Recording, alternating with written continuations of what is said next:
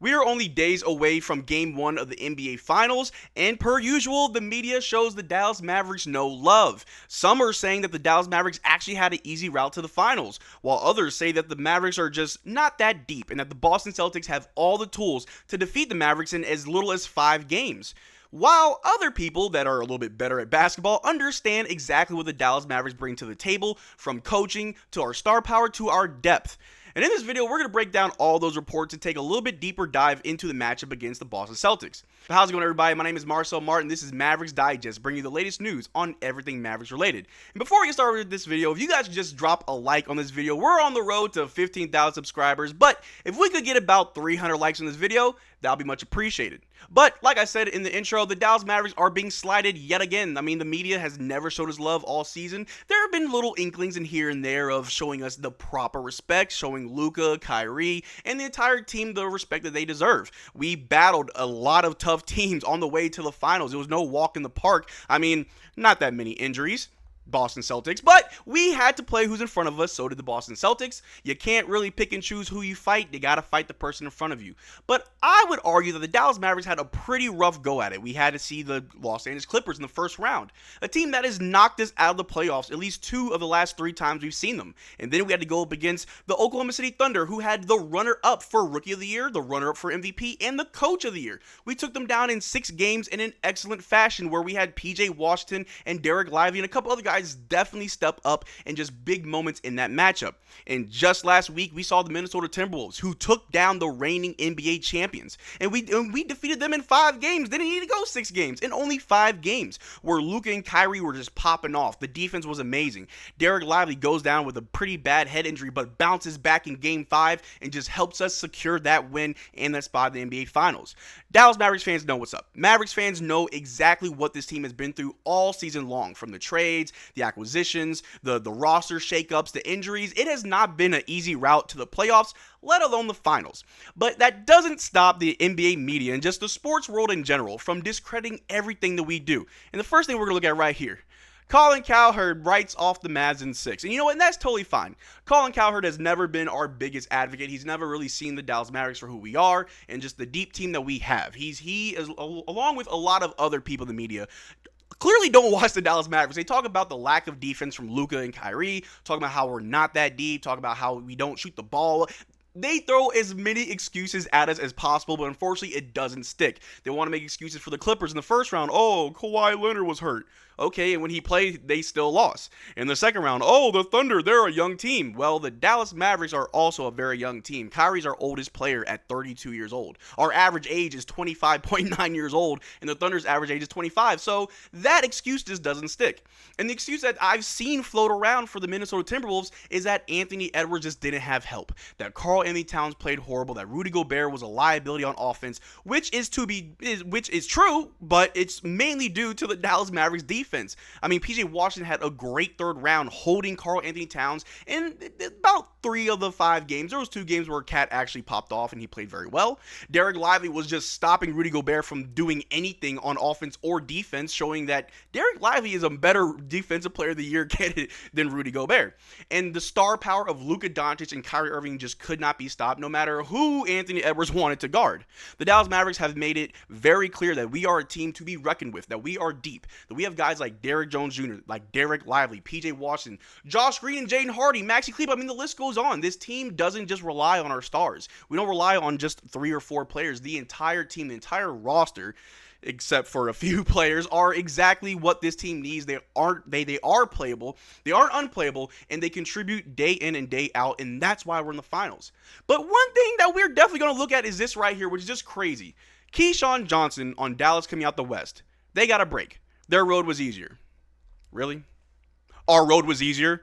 I just said earlier in the video that we defeated 3 50-win teams. I don't know how many 50-win teams the Boston Celtics have. Y'all let me know down below, because I count 3. The Clippers, the Thunder, and the Timberwolves. I almost said the Suns, had a flashback. But the Timberwolves, right? We had to beat the Clippers, who was the bane of our existence over the last few years. We had to fight the #1 team in the West in the Oklahoma City Thunder, who also had the best 3-point shooting percentage in the league. And then we had to see the Minnesota Timberwolves, who I guess had the best best defense. That's what everyone's saying, that the Minnesota Timberwolves had the best defense for the season. So after going through that, how did we have the easier way out of the West as the fifth seed? The fifth seed.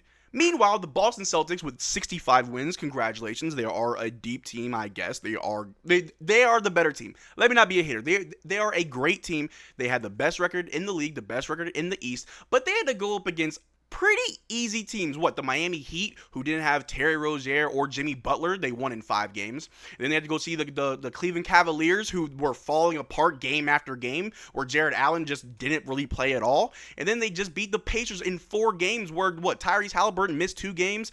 I don't know what Rick Carlisle was doing with those lineups, but if we want to talk about an easy way out of their conference, yeah, that goes to the Boston Celtics. And like I said in the intro, you got to play who's in front of you. I understand you can't pick and choose your opponent. And as the Dallas Mavericks, I mean, if we were the number 1 seed and our path was easy, Mavericks fans wouldn't complain.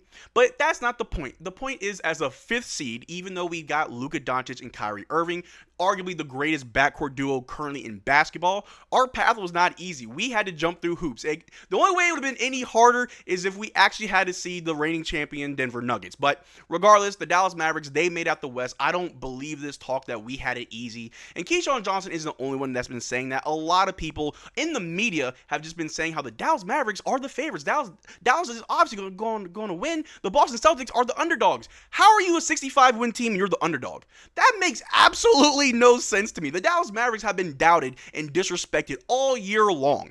And these weird backhanded compliments just doesn't make sense to me. But another thing that we're going to look at right here, Boston radio on Luka saying, we talked about the NBA athletes are the best athletes on the planet.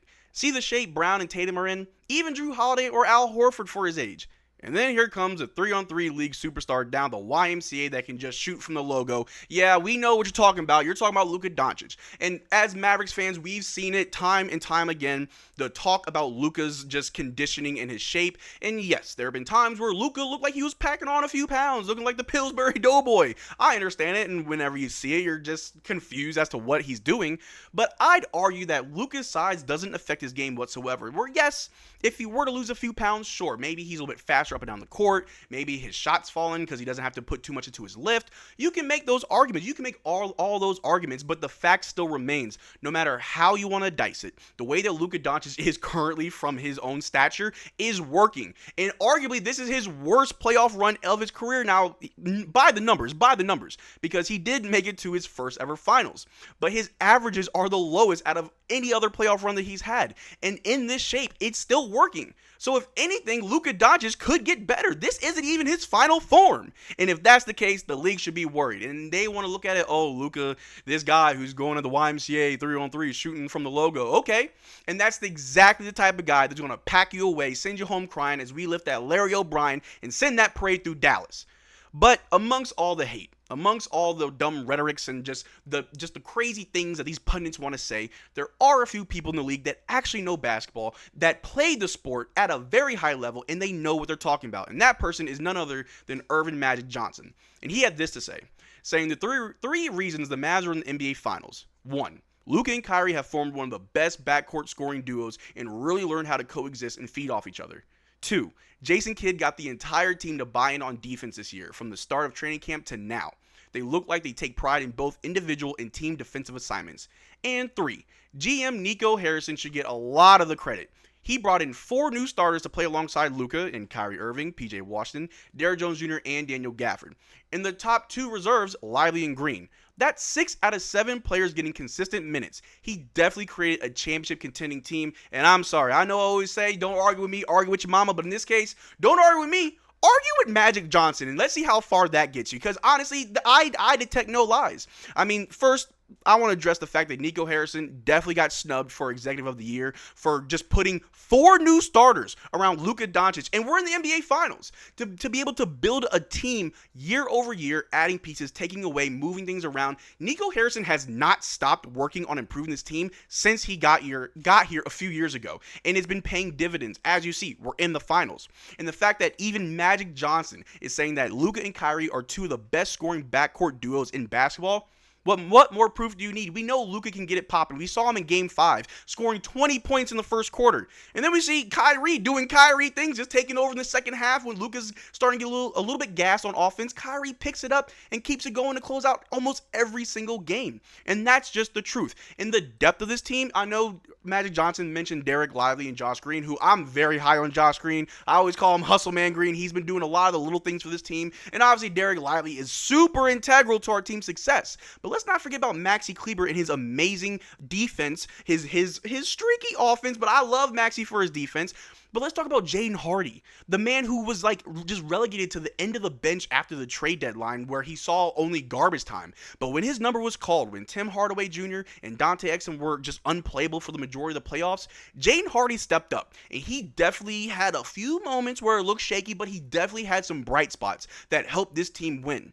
This team is deep. This team is built to win. The defense is amazing. And like what Magic Johnson said, everybody buys in. And the team couldn't look any better. Unless you want to take a closer look at Luka Doncic. We're this right here. Shout out to Slow Hoops fans for this, saying ESPN admits Luka is the best player in the world.